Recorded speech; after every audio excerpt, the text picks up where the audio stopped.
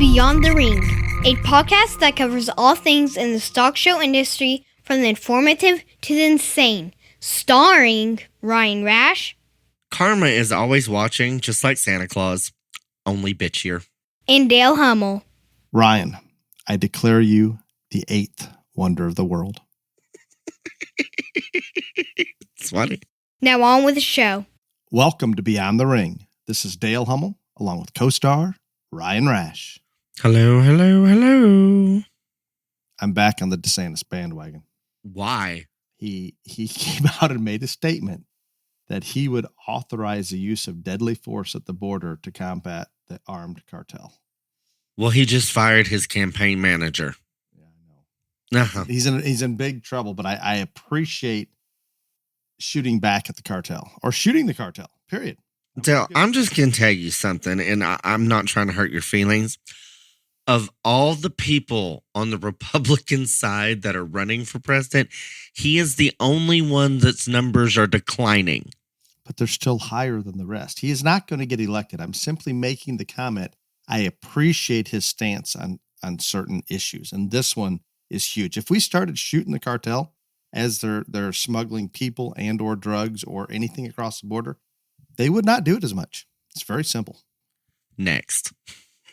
I'm going to back on China. Oh, good. We're so happy. You're aware of the 11 Chinese/Russian warships that were conducting war games off the coast of Alaska? I thought they were just parked out there. No, they were conducting military exercises, shooting at a fake ship out in the ocean. Shooting at a fake ship out in the ocean. Yes, conducting war games is what you would refer to it, I assume. But it's just amazing that it's clear that China and Russia have teamed up militarily with one common goal. And recent history tells us that China and Russia needed a common cause to come together, and the common cause is to dethrone the U.S. as a world power. And this is very simple. And I don't know that the populace out there, not our listeners, but the average populace, is aware that this is even taking place or cares about it. And this will impact all of our lives long term. Uh-huh. Do you know China has more warships, more planes, and more missiles than we do? Dale, yes, I am very well aware that China has a larger military than what we do. And I am going to say, as I told you yesterday, I do not think they are ready to come on American soil and have a war. No, I don't think that they're ready to do that. But what they will do is to me, acts of aggression like this, flying the balloon over, pushing the limits off the coast of Alaska, or any of the limits, pushing the limit into not pretending in preparation for invading Taiwan. All of those things is nothing more than trying to realign the world stage and show strength from China's standpoint. So to me, there's a new world order in play, and we're doing nothing to better our position. It's not good. We're no longer going to be the one that can influence good across the planet. And I don't think anybody seems to care. You clearly care. I care. Another thing, did you notice this? I believe it's an Air Force base, Travis Air Force Base in California. There's a mystery group, Flannery and Associates. Did you hear anything about that? No. They've bought up $1.2 billion worth of land surrounding this Air Force base. The ground was purchased at an inflated price. Some are saying 5 to 10 times current market price. And nobody knows who's even behind the Flannery Group, but it appears to be linked to the Chinese Communist Party. How do we let these things happen? How is this even possible? Well, Dale, there have been foreign countries buying land in the United States for a long time now. This is not anything new. When we clearly have an adversary doing it next to a military base, we're the fools for allowing it to happen. I understand. I've been on this China rant for 3 years. Is that about right? Since the podcast started. And I promise there's a reason I'm concerned. And what I ask, how about this, is just the listeners out there discuss the intentions of China with your friends to try to bring some ground level awareness, because I don't think it's out there. I just don't. Mm-hmm. What would you like to talk about in current event? I have not been able to have any current events. I have been very, very busy. So again, all I know is that more indictments against Trump, and yet the judge in the documents case ruled for him on two big things. Is all I know that they came out. The headline said, "Judge in Florida documents case comes out swinging against DOJ." Got it. That's positive, I suppose. I saw there's another shark attack. That Another seems one. to be a daily occurrence now. Now you're blaming the sharks for something. No, I'm curious why. I have some ideas, but I'm curious What why. what are your ideas? Well, I believe, and Chase and I had actually talked about this shark incident increasing, and I believe there's a situation where at one time there were many more sharks being killed in the ocean. I'm not saying they're not killing them by the thousands still, but I think it's less than maybe 10 or 20 years ago. I think we have a high population going to the beach. As we increase the people in the water, increase the number of sharks in the ocean, I think this is your end result. I need to know, are there sharks at the Grand Canyon? I don't know. Would you like to stick one of them on Sleepy Joe? You don't know if there's sharks at the Grand Canyon? Are there sharks in the There's always a I don't chance know, but a he bull thinks shark. he thinks it's one of the ninth wonders of the world. I'm thinking that's because sharks showed up there. I did hear the ninth wonder of the world, and with a straight face, just kept on going. Yeah, it's the ninth wonder. I thought maybe sharks inhabited the Grand Canyon, and that's what bull sharks have been to Illinois up the Mississippi River. So there is a what chance. elevated it to the ninth wonder of the world. And there was a new poll out today that 51% of people Democrats that voted for Biden last time want a different candidate. Shocking. I'm glad to hear that. 51%. 51%. That's a lot. That is a lot. And that's the people that voted for him in the primary.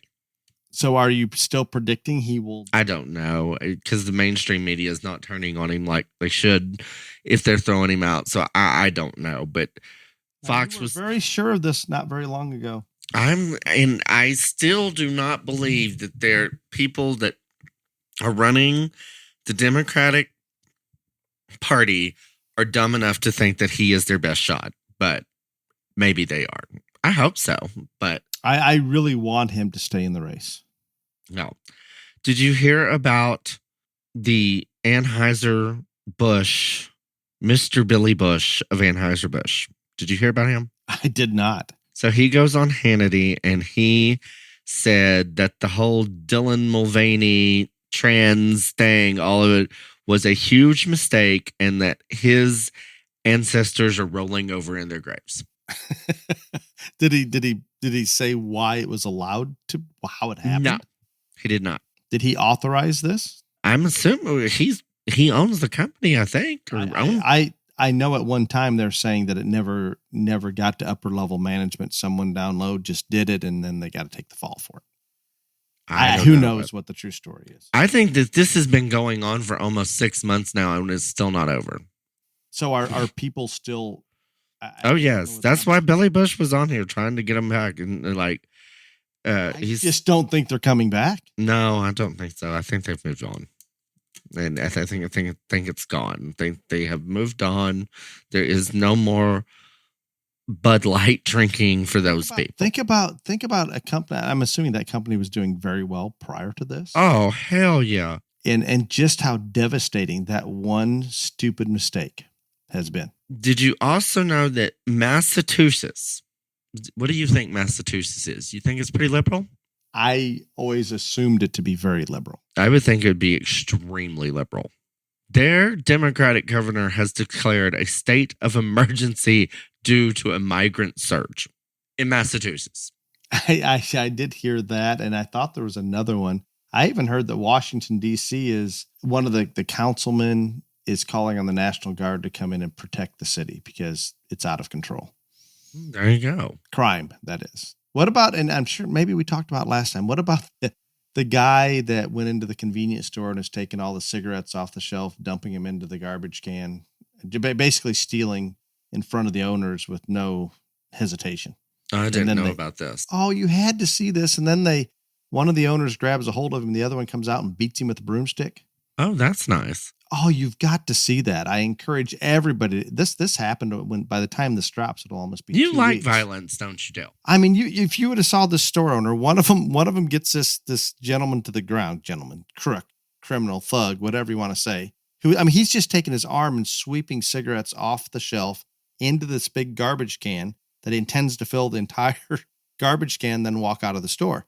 And when they approach him, he acts like maybe he was just tidying up. He acts like he has a gun in his back pocket and actually pulls out just a piece of wood or something. I don't know what it was. But anyway, they finally kind of push him to the ground. And the second store owner, he just starts wailing on him with the broomstick. It was the best thing ever.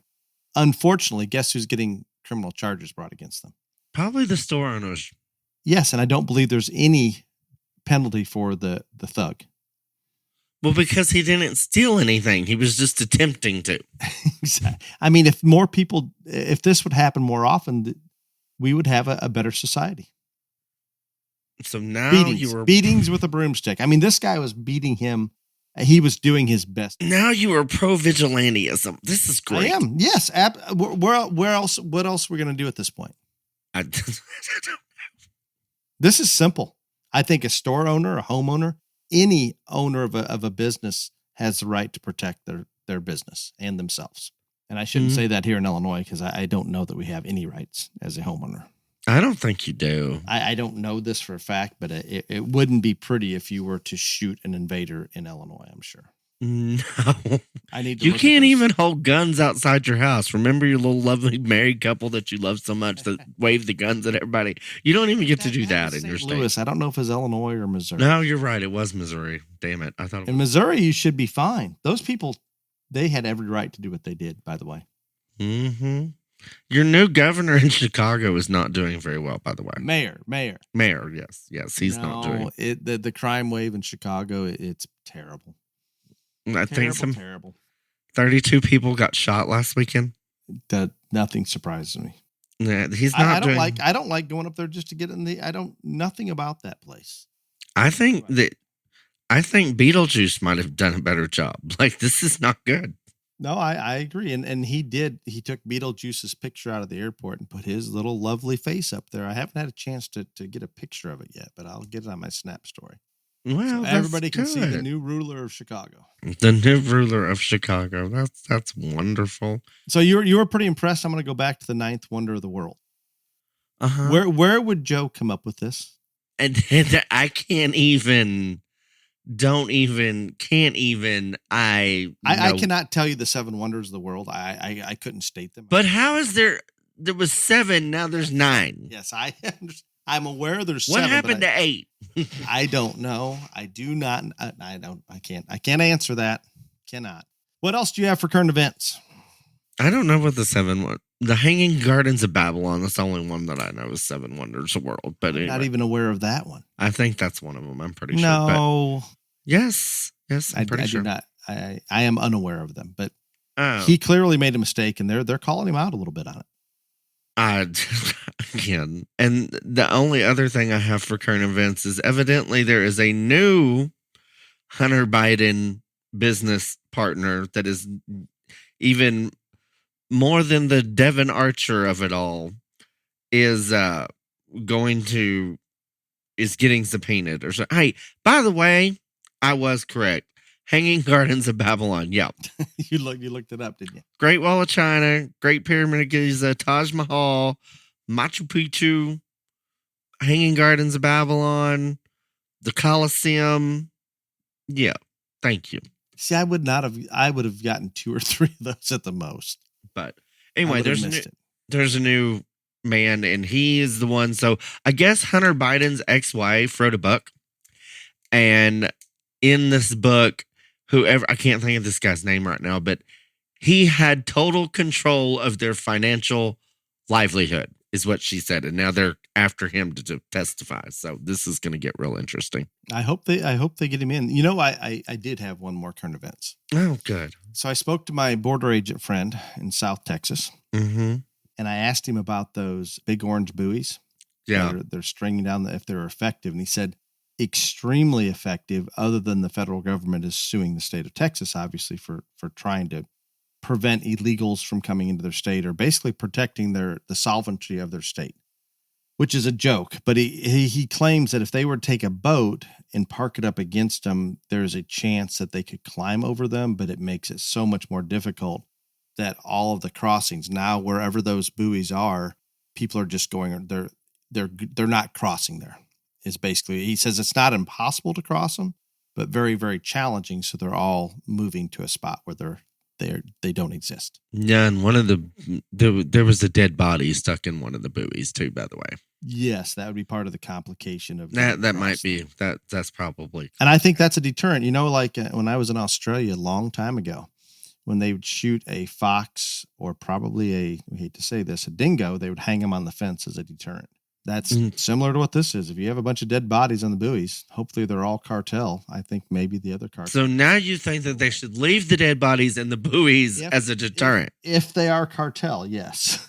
Not average day families by any means. But we are going to get taken off the airwaves. That is just all there is to it. We need to be at war with the cartel. Full-blown war. Hey, I'm not disagreeing with that, but I think leaving dead, like, this isn't Game of Thrones. We don't put people's heads on pikes outside the castle. Would it not be a deterrent? Oh, Jesus Christ. Okay, are you done? I'm done. Okay, lovely. I'm so glad that you're done. Go to something positive. Yeah, BTRJLA. Today, we are going to highlight the top 10 senior hogs exhibitors, or members, excuse me. In first, Hunter Stevens from Arizona. Second, Carson Ostrander of Oregon. Third, Parker Johnson of Indiana. Fourth, Madison Fall of Oregon. Oh, Amanda. Jeez. Amanda Mikulski. Miklasezewski. Anyway, Amanda, I'm very sorry that I did not do a better job with your name. Of Wisconsin is in fifth. Kinsey Crawford of Arizona is sixth. Lane Magerly of Oregon. God, this is bad. You should have picked a different category. I should have. Maya Davidson of Rockland, California is eighth. Ryder Lloyd of Utah is ninth, and Caitlin Thompson of Arizona is 10th. I am so sorry that I butchered so many of those names this week. I'm going to try to be better, but I'm not. So we've made some headway on some sponsorship, and Region 4 is now fully sponsored. Region 2, Region 1 is fully sponsored, and Region 2 is almost there. We need one more in Region 2, and we need a goat in Region 3, and then Region 5. We got to talk to you people. Y'all got to step up. But I do want to say thank you. We've had another anonymous sponsor in Region 2. They don't want any credit, but they said that they would sponsor one of the species. So I know who you are, and I greatly appreciate you. And I also want to thank Richie Show Steers for being the cattle sponsor in Region 4. Richie Show Steers is a family-owned and operated show cattle company located in LaPorte, Indiana, with a long and decorated history of consistently putting great show cattle with amazing show families into the winner's circle at backdrops from the county to the major show level all over the country. The Richie family has a passion for the junior livestock industry like few others have. Shane firmly believes to ensure each customer's success, you have to start with superior stock that is suited for their particular end goal, and after that, he is there every step of the way to assist his customers with feeding, management, clipping, and fitting. When you're ready to take your show steer and heifer goals to a banner-worthy level, please contact Richie Show Steers because they are ready, willing, and able to help you achieve the dreams that you desire. So Shane, Gretchen, and Dallas Ritchie of LaPorte, thank you so much for being the Region 4 BTRJLA cattle sponsor. Thank you, Ritchie family, and Mr. or Mrs. or he or she anonymous. You will share that with me, right? Yes, you know who it is. I've already shared it with you. Oh, God. I thought maybe you had another one. No. Showfresh H2O gives back to the junior stock show world each and every week by sponsoring this podcast. As many in the Midwest are competing at state fairs, you have two choices: haul water from home or dump a small bottle of ShowFresh H2O into your animal's water bucket. Low cost with huge benefits. ShowFresh H2O is available at your local farm store, supply trailer, or you can order online at swampfox.com. Main topic time. And we had a little debate. I was struggling with the title here, as I always do. But we did land on Cooler Heads Prevail. Ryan, I'm going to let you take off with it, and I'm sure I'll lead us off path many times. This was your idea, but anyway, next, as everyone knows, in lots of parts of the country right now, you're in the throes of your county fair and or state fairs, and just been seeing some things that probably aren't the nicest things we've ever seen out there in the livestock show land or kingdom. And I thought just a reminder to everyone that while we all want to win and it's all competitive, and I know the time, effort, and energy that is placed into this, not just by kids, but by parents, by brokers, by breeders, by everybody involved. But still, we need to try to keep it civil, first and foremost, keep it positive. And I'm not asking anybody to be happy when they don't win, but also let's not be an ass. I think part of what we're seeing, and this isn't something new this year by any means, it's always been there. Maybe we're exposing a little more through social media this summer than we have in the past. But Ryan, I think a lot of this stems to just what you said. There's so much time and effort placed into getting these projects to the level that they can maybe compete, let's say at the state fair level. It's an overwhelming emotional tie. Everything is poured into it. And when there's that much put into something, I get stressed out, and I want to talk about that a little bit. We're loading up to head to our state fair basically tonight. And I can assure you, in the past, when we're at state fair, whether we have one species, two, three species, whatever it may be, I do not have a great week at state fair. I'm usually a little tense, a little stressed out, making sure that everything goes as well as possible.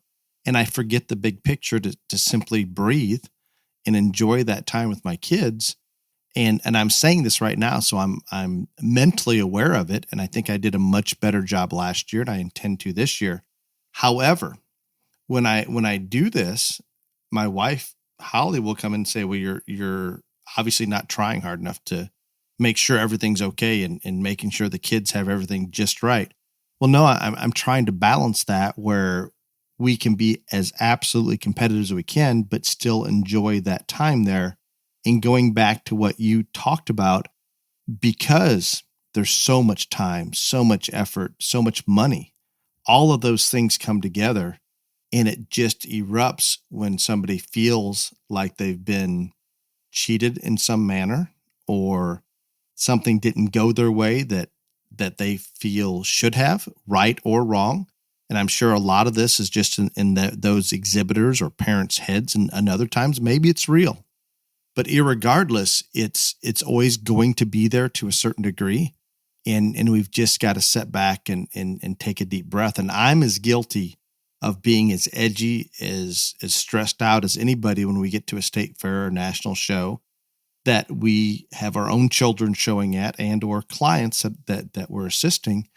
And sometimes we have to look at the bigger picture and remember that all of those efforts that I'm talking about in building all of that work ethic, that responsibility, all of those things, and we've heard this a million times, that's what the kids are truly going to take away from this long term.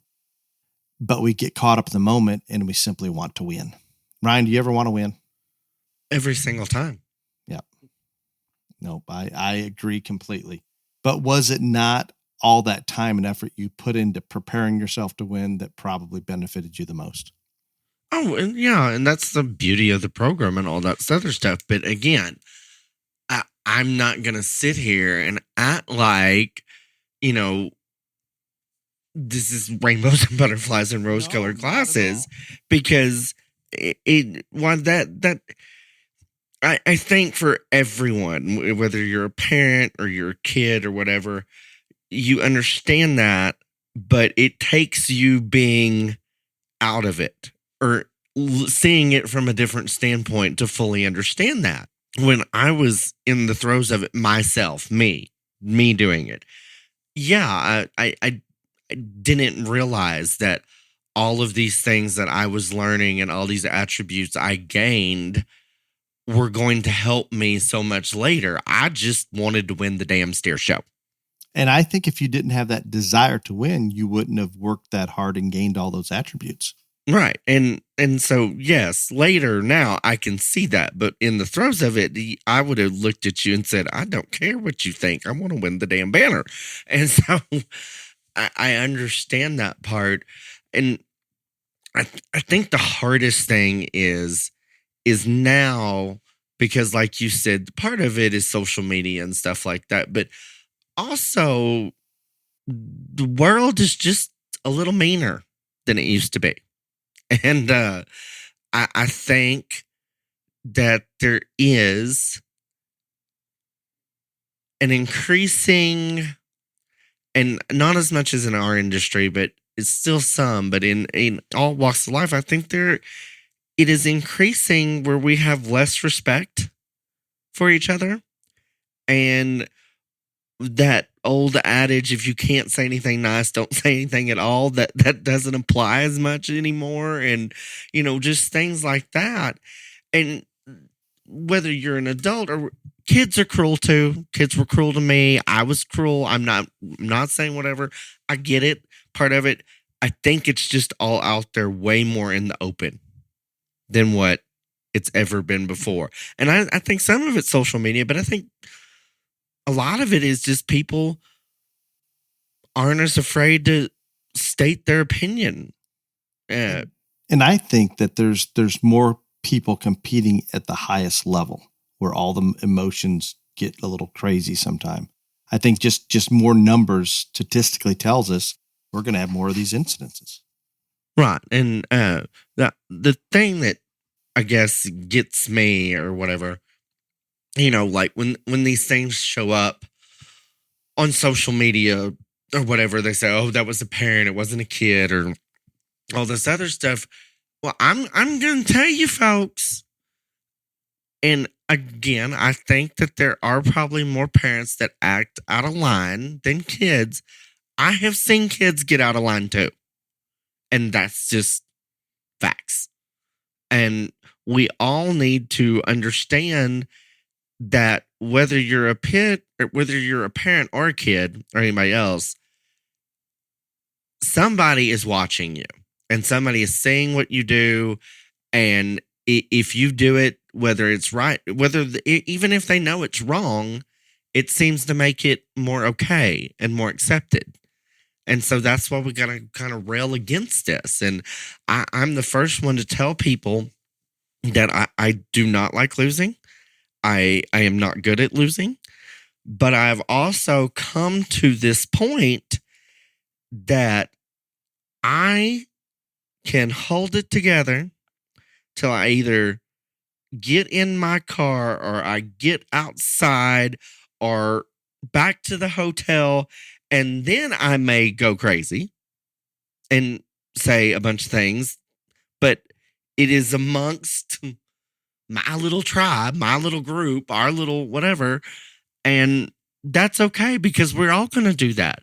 It's when we do it at the show and other people see it and other people, are witness to it and then go tell somebody else or, all those things. I think that's when it becomes more problematic because I'm not going to ever expect anybody to like losing because that would be ridiculous.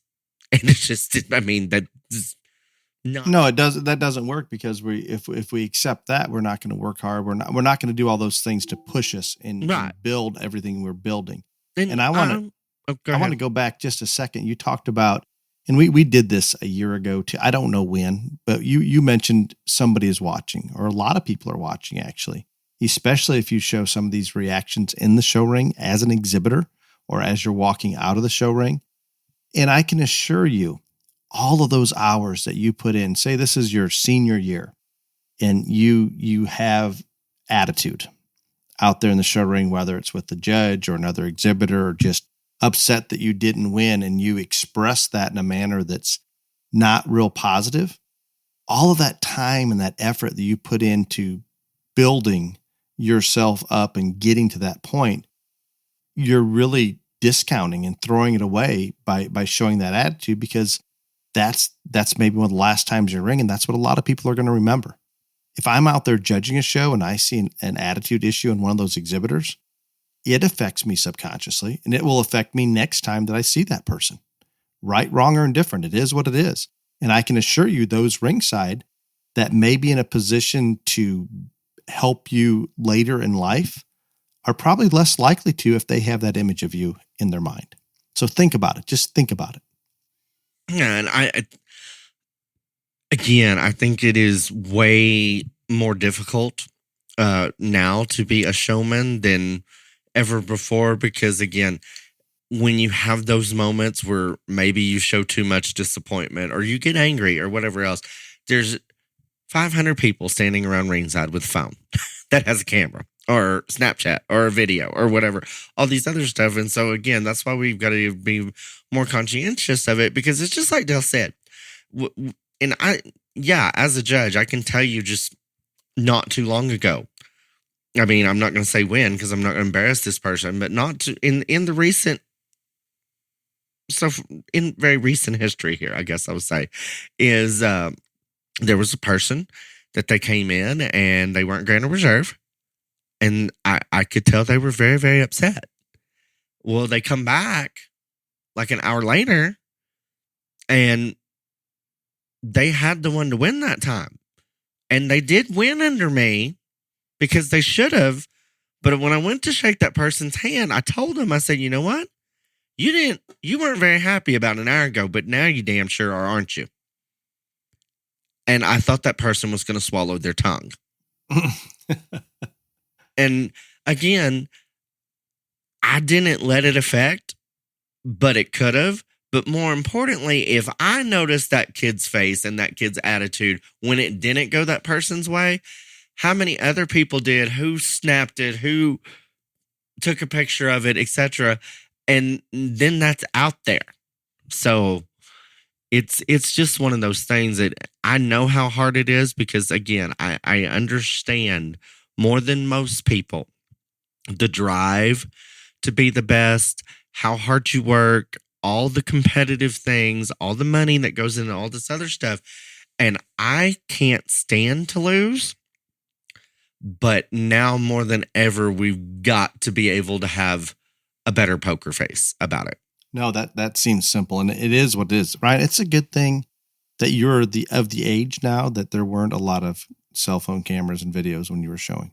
No, probably very well. Mm-hmm. Would not have gone over well. No, I don't think it would have either. I'm going to be real honest, but and then and we haven't addressed this, but we see a lot of these incidents on social media, things that happen to kids or stuff like that. But we also see the other side where, and I want to do a whole topic on this, and Dale hasn't submitted to it yet, but like, I am so sick and tired of the passive aggressive social media Facebook posts where, well, it didn't go our way, but I am just I believe you've mentioned this before. Anyway, I am over that.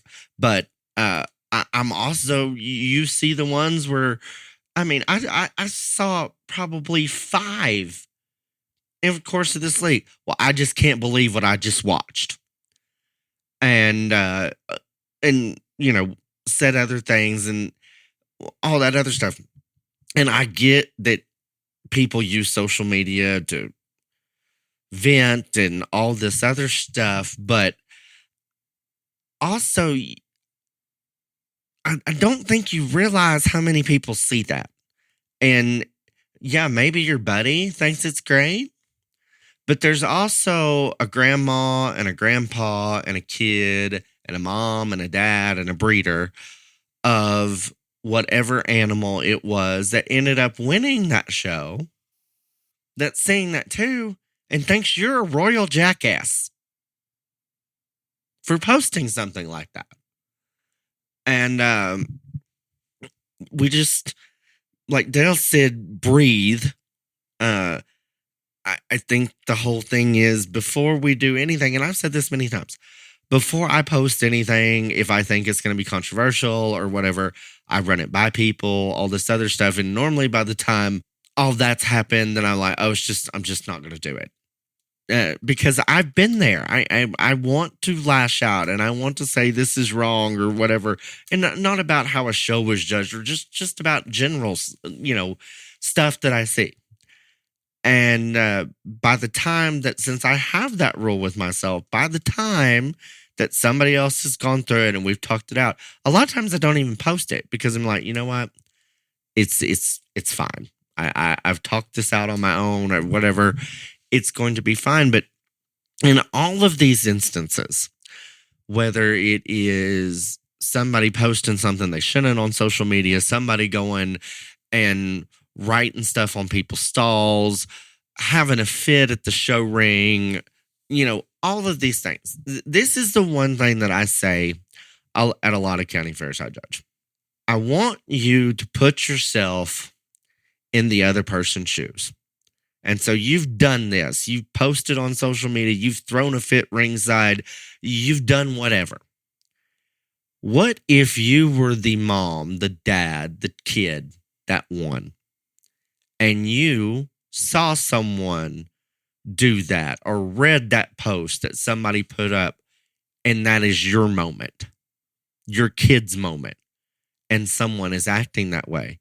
You would want to rip that person's head off because you are taking that moment from that child, that family, whoever, and you are literally diminishing it. You may not be mean to, you may not say, oh, XYZ steer sucked, but when you do those things, that diminishes that child, that family's moment in the spotlight. And if it was your kid, how would you feel if somebody did that to you or to your family? I don't think you'd like it very much. No, and it's real. And Ryan, I'm going to go back to that emotional state that a lot of us are in on the other side of it. If we were getting darts thrown at us, I want to use Katie, my youngest daughter, as an example. She's taking a steer to State Fair, going to leave at 3 a.m. And she is just as many kids across the country have done. She's out there at 5 a.m. to get that calf in. She's letting him out at midnight and spending more hours than you could ever possibly justify on one animal in a lot of people's minds. And she's emotionally connected to this calf and to doing everything possible to make sure he has the best chance to be competitive at State Fair. Now, if she were to go down there and do well or not do well or whatever it may be, and somebody starts throwing darts at her, where am I at as a parent? What am I going to do? You're going to be mad. You're going to be defensive. Oh, I mean, even if it's justified, not justified, whatever it is, you're in an emotional state because that is your child and you see the effort and the work that's gone into this. And parents get this way. And I get it. They're very protective. I am. And I'm telling you, these things can escalate so quickly. And I don't know what it is. And Ryan always blames it on Illinois State Fair as being a what do you call it? Toxic, the most toxic state fair in the country. Is that where you'd classify it? It's okay. Yeah. I've said it before. And I'm telling you, there is a level of stress there at every level, whether you're trying to get set up and get the pins that you want or the tack space that you want or enough space in that junior barn where the steers are so you're not in the sunlight and hot. It's a stressful situation, and a lot of it is brought upon ourselves. And this ties back into it. If all of us as exhibitors could just breathe a little bit and not worry about every little thing that is not going to impact whether you win or lose. If it's going to impact how competitive you are, absolutely. But if it's all about, I want my chair sitting in this spot because that's where I sat last year, well, no, probably not. I'm out on those things. Let's just, and I know some of the state fairs are taking place right now. Some were last week, some are next week. let's just think about that big picture and think about people are watching. Think about how little time you have as a 4-H exhibitor or FFA exhibitor, how little time you have as a parent to enjoy this event, and breathe. And I need to take that advice more than anybody. I promise you. And I'm going to step forward and try to do that. And I think if more of us do that, I think we're going to have a better experience in the big picture. As this topic is, and I'm sure people are going to be like, well, that's just the dumbest thing I've ever heard. But I really do hope that you do, whether it doesn't have to be at your county fair, your state fair. This happens all the time. It just seems like the more intense show, which we all know the county fair is the most dramatic place to show in the world, and state fair's kind of right after it. But the more intense of the show, the more probable these outbursts, these things are. And that's kind of why I wanted to name this the Cooler Heads Prevail. I just like I said earlier, in terms of me running something by a social media post by people before I post it, instead of just hitting send. Walk outside, and if you need to kick the tires on the trailer and scream at the top of your lungs, or whatever you need to do, if you need to call your BFF and tell him that you think the pig that beat you in class is a wretched piece of shit and all that other stuff, and you're just on the phone with it, I get it, because you have to let it out somehow. And I understand that. But I implore you that when you face these situations to, as Dale says he's going to do, take a hit off the oxygen tank or take 10 deep breaths, and do it somewhere where not the world is going to see you, and damn sure don't do it on social media and all of those things, because you're just going to be but not only you as a person, your kid, your family, your group, whatever, is going to be much better served, but also you're not diminishing or ruining a moment for someone like you. And, I hear all the time, nobody works harder than my kid. And I fully believe that everyone believes that. But I also know that you're not in that other person's barn. So you don't know how hard they work.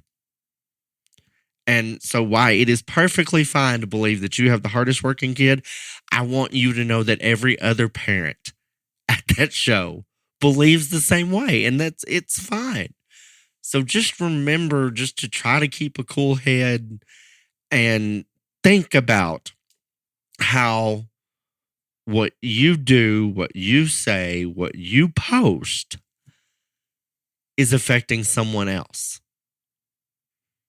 Because more times than not, those type of situations, you may have got it off your chest and maybe you feel better for the time being, but your actions and what you say and what you post and what you've done impact somebody else way more than they impact you. And I don't think we forget to think about that. And we forget to put that in our minds when we do these things. So just breathe. If needed, you can get Ryan's phone number off the Facebook page. Call him. Talk it out with him. I don't answer phone calls. Well, you should in this text. Ryan you can text me, but I don't answer phone calls. I will literally watch the phone ring. Voice your frustrations to Ryan before you put it on social media, and maybe he'll encourage you to just have at it, go back at it. But I don't think so.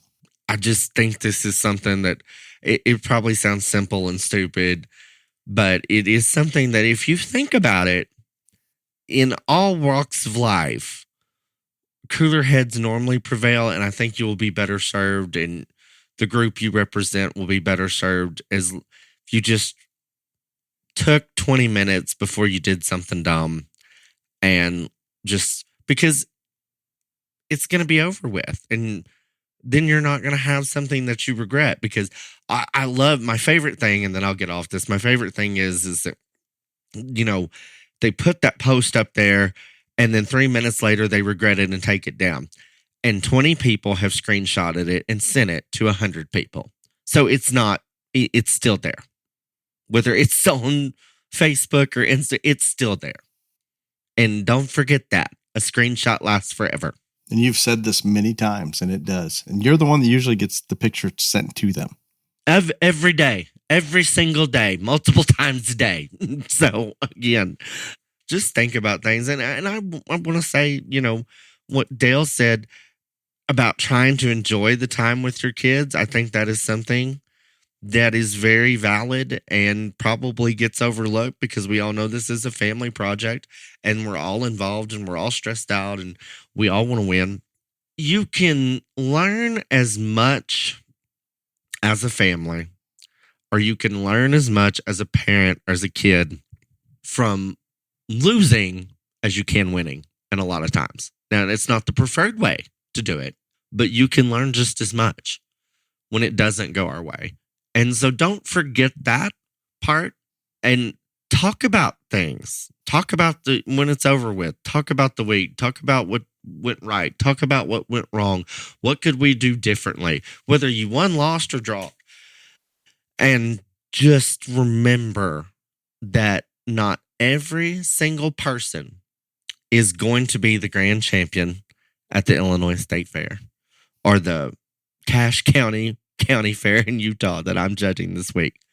But in the end, every single one of these kids that are a part of this program, if they will take everything that they end up learning and apply it to what they are truly passionate about, then they will know what it's like to be a grand champion at some point in their life. And while it takes a while to understand that, and you have to see things from a different side, that's why we all do this, really. And I know that gets lost in translation in the heat of the battle, but just try to remember that. It does. It always does. I can cite one quick example before we move on to your favorite. But I had the opportunity this morning Chase and I went to move in some stuff to his college apartment. He will be. Oh, that one that I called Child Protective Services on you about? That is the one. Mm-hmm. That is the one. And just riding down there with Chase and visited with him. And it's real that here's another child that's moving out of the house and you're not going to see him every day. All those things. I promise you, those parents that haven't reached that point yet, you are going to want more time. You're going to want to think back, wow, I wish I would have taken a deep breath and enjoyed that time rather than being tense and on edge and stressed out. And Chase doesn't do a lot of showing. He's done a little bit for us, but he's more, let's take care of things at home and does other things, Skillathon, Quiz Bowl, those type of things. But I was talking to Chase, what are you looking forward to at State Fair? And it just comes back to him wanting to talk about sharing the time with his siblings in the Champions Barn, visiting with the friends that they hang out with in the barn, whatever steak on the stick stand that he prefers to go to. He embraces the positive there. And he's able to do that because he's not he's not showing something usually, and he's not quite as tense about we may be in the show ring and have just won the steer show or it doesn't matter what it is. And we're probably going to have to come back and maybe mention it to him before he even realizes it happened. But he's embracing and enjoying the moment. And some of us, particularly me, need to learn from that just a little bit. So good topic, Ryan. I think you put it into words much better than I can. And I hope, even though it's simple and even though we all are aware of this can serve as a simple reminder. Hey, let's breathe. It's time. You don't breathe well in question and answer, but it's time. Yeah, and before I don't breathe well, I want to thank Basic Animal Health for bringing us the question and answer portion of the Beyond the Ring podcast and for their donations along with Leonard Truck and Trailer to the BTRJLA. Basic Animal Health is dedicated to providing your natural solutions for your animal needs with their 3 products, Gut Health, Show Focus, and Trailer Ride. And they are currently innovating and developing products that contain natural solutions for your animals for new problems. And if you will go to their website at www.basicanimalhealth.com and you buy any of their products and you put in the code BTRJLA at checkout, then the BTRJLA members get a percentage of the proceeds from that purchase. So thank you, Basic Animal Health. The first question. Granted, we kind of jumped on here playing it by ear last minute, so I did not dig real deep, Ryan. Imagine that. Kevin submits the first one.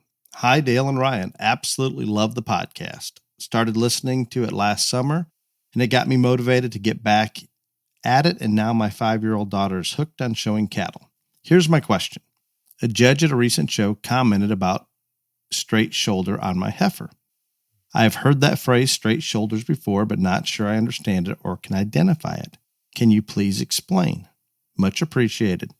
When they say that steer, heifer, or any animal for that matter is straight shouldered, they're talking about the angle in which the shoulder is laid in there at. And the more upright that angle gets, the straighter that animal is, and it hampers their ability to move. And also, if they are super straight fronted, they will buck over on their front knees. And so, again, if you just look at the line in terms of the angle of where that shoulder goes up into kind of like follow it to the neck region, that is what they're talking about, is that area. No, and I think, Kevin, and I know that term is used a lot, and rightfully so. And if you can envision that point of the shoulder down to what I kind of call the elbow to the knee to the pastern down to the hoof, if you can draw, you're not going to draw a perfectly straight line, but the closer to the straight line there, the more straight fronted they're going to be, or more upright. Think about walking on a pogo stick, or not a pogo stick, stilts, without any flexibility, and it causes that animal to have to exert more effort to get from point A to B, if that makes sense, and more stress on the joints, all those things. So that is why we're trying to avoid such. The second question, Ryan, comes from John. What recourse should there be for a judge that backs out of a commitment to sort a given show? Oh my. Well, unfortunately, there's not any. There should be. I think they just should be shot in the kneecap. But wow, you're kind of coming to the conservative side. There are things that happen. Life does happen, and if it is a medical emergency, a family emergency, there are reasons. I'm just going to tell you, planes get canceled. I drove 13 hours last year after I judged a show in Nebraska to get to Montana or someplace. I don't remember. But things happen. And I'm not saying every single person that cancels a show should get shot in the kneecap. But the ones that kill me are the ones that take the job and then 2 days before the show, hey, you know what? I can't make it, but I'm going to send somebody in my place. Well, they didn't ask somebody for you to send somebody. They asked you to judge the show, and you said yes. And that is what burns me up more than anything else. And unfortunately, I just had a really good friend of mine, Jay Jenkins, text me the other day saying that she had got 4 or 5 calls about people that had backed out right before the show, and they tried to get her, and stuff like that. If you know that you're not going to be able to make it a couple months out, just call them and tell them so they've got time to get somebody else. But there should be repercussions. Unfortunately, there's not. And the only repercussions that happen is if that person does it a lot, then they get a reputation. Maybe they won't get asked as much. But I'll be honest with you, there's somebody that does this all the time that gets asked to judge every show in the world. So there you go. That one hit kind of a sensitive spot, didn't it? A little bit. So this exact reason, Ryan, is part of the reason I don't accept a lot of the shows, because I just don't know what my schedule is going to be, and I don't want to have to be that person that calls. And I've had to call, and usually it's in well in advance. I can't think of any short term and say, hey, I've got this that's come up and I just can't do it. And those things are going to happen. But I tend to take fewer shows because I worry about exactly that. And it does seem, I'm gonna jump on the bandwagon here a little bit. Maybe I'm just more aware of it. Maybe it's the podcast, so more people are contacting me about it or contacting Ryan about it. But this is happening quite a bit. And it's not just a county fair jackpot show. This is like it's bigger than that. Excellent. Well, Kevin, actually, who submitted the first question, submitted two, Ryan. He's an overachiever. He gets, and I was running behind. So there's two things that came together. What was the funniest thing that has happened during a show that you were judging? Oh, Jesus. Exactly. This is you, not me. I mean, well, now see, this is a loaded question because kind of stuff that I have a sick sense of humor. If you've seen my Snapchat, y'all know this. So anyway, don't look at his Snapchat. What I think is funny and what other people think is funny is probably not the same thing. So, and then so I don't know. I will tell you the funniest thing that I can remember offhand right now is a couple of years ago, I was judging county fair. And steer gets loose. I catch the steer. There had been some issues, whatever. And these two men try to tie up, go to blows right there in the middle of the show ring. We're not even talking in the holding area. We're talking in the middle. This man jumped over the fence and came out in the middle of the ring. And for some reason, me holding the crazy steer, I got in between the two of them. And we're not going to do this today. But that would have been the humorous part, is the fact of you getting in between them. Again, I don't know if people, at the time, I didn't think it was funny. And then I was like, what the was I thinking? And so I thought it was hysterical afterwards. But again, that's probably not something that most people think's funny. But I thought it was real funny after it was over with. Understandable. I have nothing as usual on those things. I have no story. I'm not. My memory probably doesn't allow me to have those funny stories. So I can get a quick pass on that one. Mm-hmm. With that said, Ryan, thank you again for another episode this week. I'm looking forward to a state fair that I can breathe. And by the time this drops, we'll be in the middle of it all. Your text messages do not say you're breathing very damn well this week. I'm just telling you that much. I before we recorded, I was a little tense thinking about everything that needs to be done to get there. And you know what? I'm just going to take a deep breath and it'll be fine. It'll be good. All's going to be positive. Until next week, be safe. Y'all come back now, you hear?